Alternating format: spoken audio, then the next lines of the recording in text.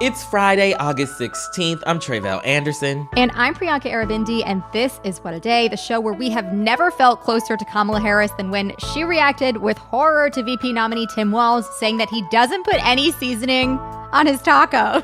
Listen, the DNC wanted the whitest man they could find to be her running mate, and they delivered. He said meat and cheese only.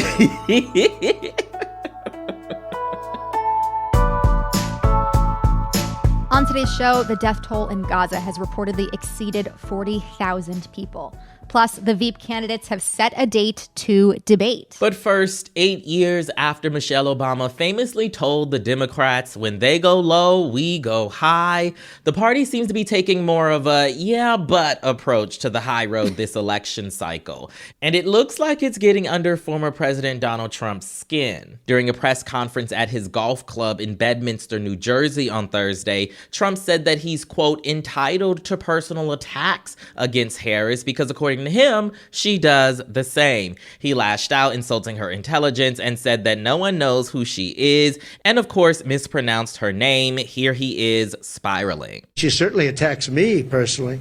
She actually called me weird. He's weird. It was just a soundbite. And she called JD and I weird. He's not weird. He was a great student at Yale. The way he says weird is just so weird. I can't. Anyways, this all feels very reminiscent of second grade. Like, I'm allowed to call my brother a name because he called me a name, so that is okay. That all is bizarre. But I will say, while this is getting under Trump's skin, it's certainly not getting under mine. I, for one, am really enjoying watching them. Not like go low, but like have fun with it.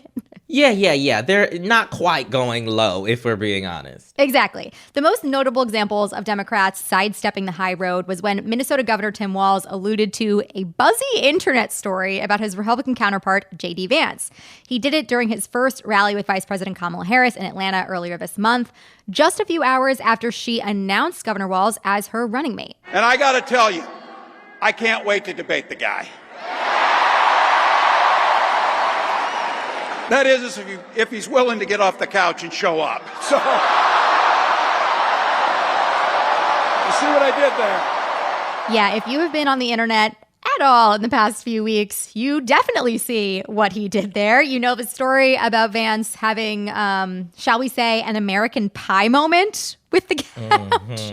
This is a family-friendly program, so we can't really get into further details, but please feel free to Google. It is not a real story, no, and it's the kind of story that we have to dance around until a vice presidential nominee decides to say it out loud on a rally stage. That is Aaron Blake, a senior political reporter for The Washington Post. So, yeah, the couch story is fake, but Blake says Democrats' willingness to even hint at it is a notable departure from the last few election cycles. Previously, Democrats had focused on drawing a contrast with Trump and his over 30,000 lies and falsehoods, according to The Washington Post, and that was just during his presidency. And to be clear, the Democrats aren't anywhere close to dabbling in Trump levels of misinformation and disinformation, not even close, but we have seen lawmakers more willing to stretch the truth this cycle. It's something Blake has been following. Here's the rest of our conversation. Now, I'm old enough to remember that this used to be the party of Michelle Obama when she said, okay, when they go low, we go high.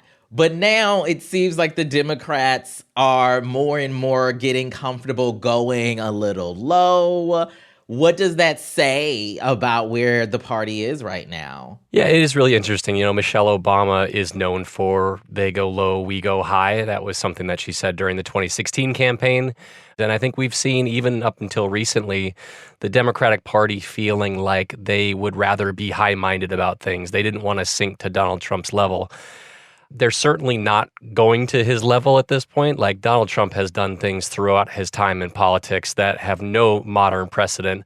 But Democrats have gotten more comfortable doing things like making allusions to the couch. You know, I think there's kind of been a gradual acknowledgement that they need to employ some of these tactics, even if they're not quite as far as what the Republican ticket has been doing. So beyond the couch story, what other attacks have we been seeing from the Harris campaign that fit this profile? One is the weird attack, calling J.D. Vance and Donald Trump weird. Certainly that's not far afield from what Democrats have talked about before, but it's different than calling someone a threat to democracy, which is at least kind of based on a policy dispute and actions. The other thing that I think hasn't got a whole lot of attention is you do see social media posts from the Harris campaign posting clips of J.D. Vance and Trump and adding text to them that kind of suggests they said something that's different than what they said or zapping some context out of it. This is something that campaigns often do, so it's not that far afield from what Democrats used to do. But some of the captions on these social media posts have been pretty misleading. So, for example, there was an instance where Trump was talking about how Americans who opposed him were animals. And that was the caption for this video that they put out. Well, Trump didn't say that. He was talking about specifically the people who wanted to put him in prison. So kind of small, misleading captions on these social media posts that I think gets at kind of a willingness to kind of think outside the box and get a little bit more loose with how they're running the campaign. So the contrast to all of this would seem to be how Harris handles the chants of lock him up that we've seen at some of her rallies. This, of course, was a favorite chant at Trump rallies in 2016, directed at Hillary Clinton. We're going to play a quick clip of how Harris responded at her rally in Nevada last week. Well, hold on. The court's going to take care of that. We just don't beat him in November. We'll beat him in November. Aaron, what do you make of her comments there? A couple thoughts. One is that even as the Harris campaign has embraced some of these quote-unquote lower strategies, tactics, they have sought to have this kind of overarching theme of joy and optimism. So they're not going whole hog down into the mud. The other thing that I think is reflected in that clip is the idea that the courts are not probably going to rule on of these other cases that are going to matter more politically before the election. So to the extent that Democrats were actually going to rely on that as an argument against Trump, these things are going to be in limbo. They've been in limbo, and they're probably going to be in limbo even on election day.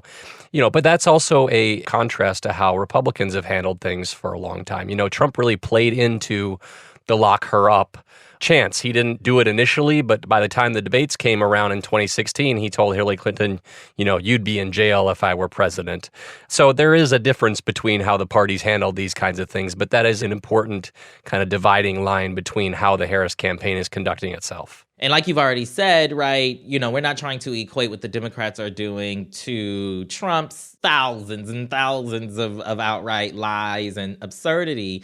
That being said, though, is it even realistic to expect that Democrats would avoid even mildly dabbling in these questionable tactics, especially in light of so many of them talking about how this election is existential at this point? Yeah, it's a really good question because we have seen Democrats run against Donald Trump before. I think the difference between 2016 and 2020 is that there was an expectation among Democrats that they were going to win. Hillary Clinton was supposed to win that race. Joe Biden was leading that race throughout. So there wasn't a premium on kind of going outside the box and maybe getting a little bit down and dirty.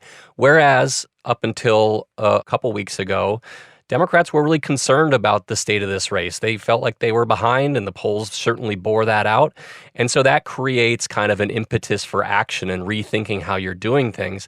And what we see from the Biden campaign and now the Harris campaign is it seems like there were a lot of people kind of behind the scenes raring to go, maybe not specifically with these kinds of strategies, but to get more active and to put more of a message out there, and that we just didn't see that when Biden was at the top of the ticket. So they seem to be freed up. They seem to be more willing to try new things, and this is certainly one of those things. Are there any risks that are out there by amplifying, right, even a fake story that's ultimately innocuous, such as this one about J.D. Vance and the couch? There is certainly. From a strictly political standpoint, you risk people deciding that they don't like that you're doing this. Maybe this is something they didn't like about Donald Trump, making false claims and the nicknames that he has for his opponents. Maybe they decide that this kind of muddies the water for them a little bit when it comes to those kinds of things. And then just for our political process, It does matter when one side does something and the other side doesn't. When both sides start doing something or getting a little bit dirtier, that just kind of becomes the way things operate moving forward. So to the extent that the Democrats are kind of getting involved in making couch jokes and things like that, that kind of sets a precedent for future campaigns. And then the other thing that I think is important to consider here is this is something that the Harris campaign has not put this out there as this couch story is true. They've not said that. It's always been in a joking manner. But this is something that people who don't pay much attention may be led to believe is true. And a lot of people don't do their homework. They may just understand this to be something that's actually real. And to the extent people are not understanding the real stakes in what candidates have said in the past or what they've actually done, that is not a good thing to, result from all of this, to the extent that that's actually going to wind up being the case. We are hearing a lot that this is a race that's going to be won on the margin. So my last question to you, how effective do you think these lines of attack might be, specifically, right, for those voters who aren't already party faithful? Because I have to say, a lot of people in my neck of the woods, they like the little jabs. They're like, yes, finally, the Democrats are like not taking it laying down. Yeah, I mean, some people do want their side to fight, or they want to see some fight out of the Democrats. This isn't just a joke in a vacuum either. This is also a joke that gets at a central theme for the Democratic ticket, which is this idea that Donald Trump and J.D. Vance are weird. Like, what's weirder than this joke that they're making about J.D. Vance, which we don't need to go into detail about. But it does get at this kind of central theme. And so to the extent that this kind of comes to epitomize that attack, maybe there's some strategy in putting it out there beyond just getting an applause line and getting people to laugh at your joke at a rally. That was Aaron Blake, senior reporter at The Washington Post. We'll get to some headlines in just a moment, but if you like our show, please make sure to subscribe, share it with your friends. We'll be right back after some ads. What A Day is brought to you by ZBiotics Pre-Alcohol. Wake up feeling fresh after a night of drinking with ZBiotics Pre-Alcohol. Pre-Alcohol is the world's first genetically engineered probiotic. Here's how it works. When you drink, alcohol gets converted into a toxic byproduct in the gut. It's this byproduct that's to blame for your rough next day. Pre-alcohol produces an enzyme to break this byproduct down. Make ZBiotics your first drink of the night, drink responsibly, and you'll feel your best tomorrow. I hear from all of the team at Crooked Media how effective ZBiotics is, especially while they're out partying this summer. So try it out. Go to zbiotics.com/WAD to get 15% off your first order when you use WAD at checkout. Pre-alcohol is backed with 100% money-back guarantee.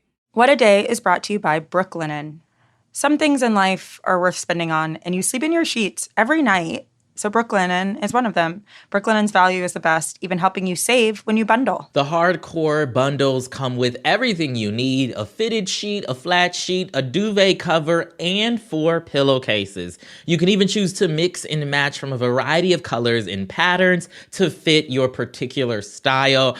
We have told y'all many, many times before about the fabulous stuff over at Brooklinen.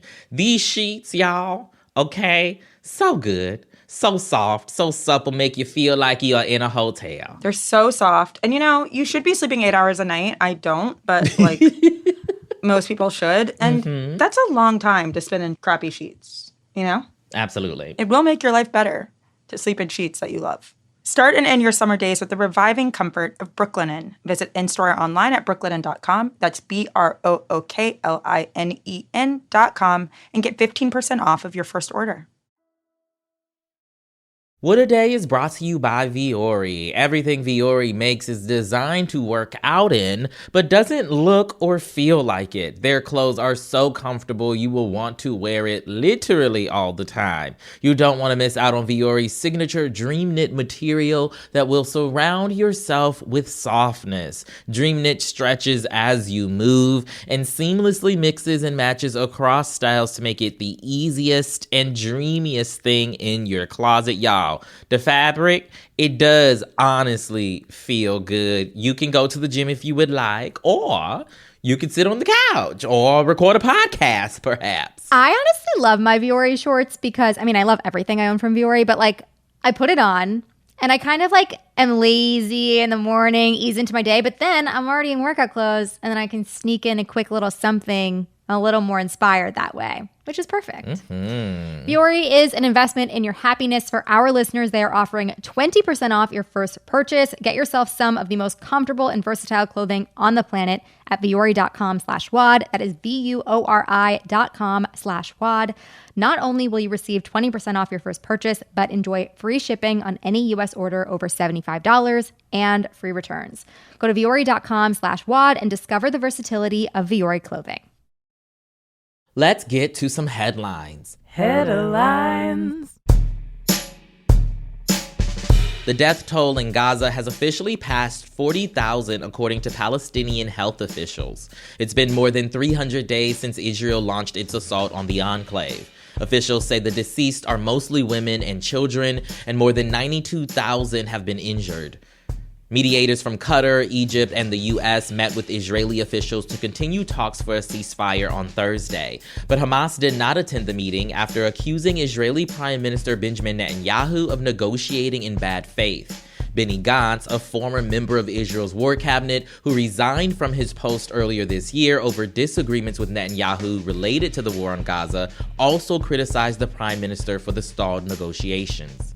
Gantz told Netanyahu, quote, "The time has come for you to stop worrying about the fate of the government and only concern yourself with the fate of the country. For once, be brave." Vice President Kamala Harris is set to announce her plan to lower the cost of groceries and other everyday essentials today at a rally in North Carolina. According to campaign officials, the vice president will call on Congress to pass a federal ban on price gouging during her speech. She'll also outline other actions that she'll take in her first 100 days as president to lower consumer prices if she is elected. Very excited about this one. I feel like it's going to really resonate with a lot of people. This comes after Harris and President Biden hosted a joint campaign event on Thursday to announce the deal that they made with Medicare to lower the cost of some medications for senior citizens, which is expected to save them $1.5 billion in out-of-pocket costs. It was their first appearance together since Biden exited the presidential race. Take a listen to Harris thanking Biden for his work on the policy. Today we take the next step, thank you, Joe, forward in our fight.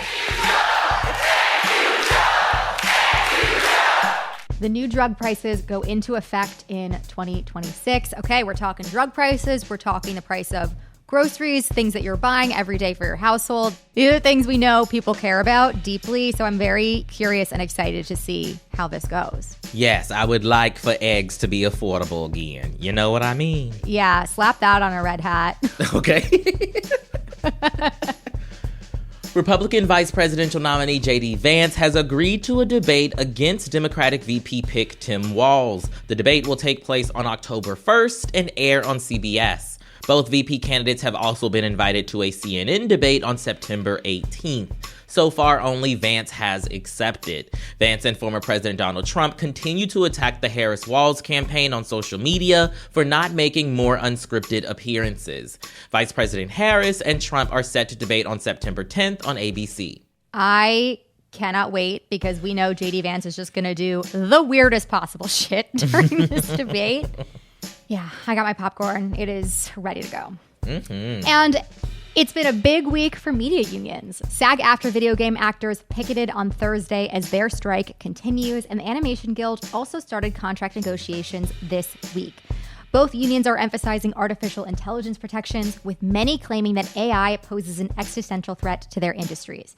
Speaking in front of thousands at a rally on Saturday, storyboard artist Nora Meek said that the only way to protect themselves from AI is to organize. Is the head of Warner Brothers Discovery gonna bring back human-led artistry if we work a little harder for him?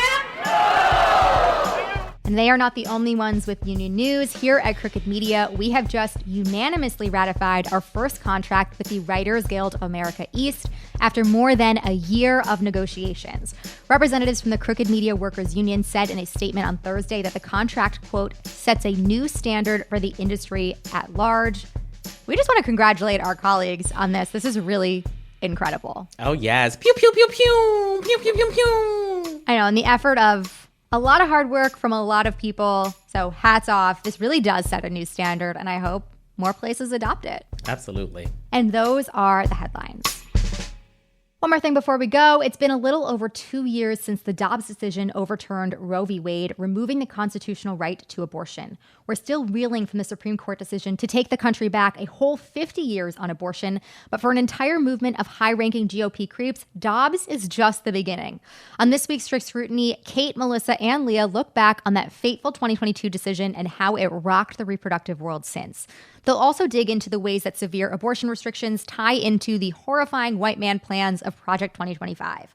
To learn more about the repercussions of this decision and follow all the news that's fit to scream about, look for the episode titled State of the Uterus on the Strict Scrutiny feed. That is all for today. If you like the show, make sure you subscribe, leave a review, get your popcorn ready for the VP debates, and tell your friends to listen. And if you are into reading and not just reports of big union wins like me, What a Day is also a nightly newsletter. Check it out and subscribe at crooked.com/subscribe. I'm Priyanka Arabindi. I'm Tre'vell Anderson. And protect Tim Walz from the spice aisle. Maybe I think a really cute campaign video would be Kamala Harris taking him to the spice aisle and maybe educating him a little bit on things he might be able to try. Let's expand the palette. Beyond black pepper. Maybe it's a learning lesson for us all. Maybe not us all, but like... Because you and I know a little bit about a little spice, okay? Yeah, the rest of you, I don't know. What a Day is a production of Crooked Media. It's recorded and mixed by Bill Lance. Our associate producer is Raven Yamamoto. We had production help today from Michelle Alloy, Ethan Oberman, John Milstein, Greg Walters, and Julia Clare. Our showrunner is Erica Morrison, and our executive producer is Adrian Hill. Our theme music is by Colin Gilliard and Kashaka.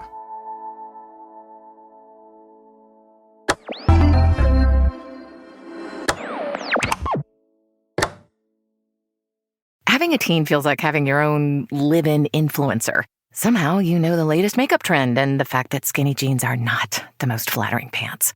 Now it's time for you to show them what's up, thanks to Domino's. From August 12th through 18th, carry out as many large 2-topping pizzas from Domino's as you want for only $6.99 each. And teach your kiddo that saving money and Domino's pizza will never go out of style. Carry out only. You must ask for this limited time offer. Valid 8/12 through 8/18. Tax may apply. Prices, participation, and charges may vary. Look around. You can find cars like these on AutoTrader. New cars, used cars, electric cars, maybe even flying cars. Okay, no flying cars, but as soon as they get invented, they'll be on AutoTrader. Just you wait. AutoTrader.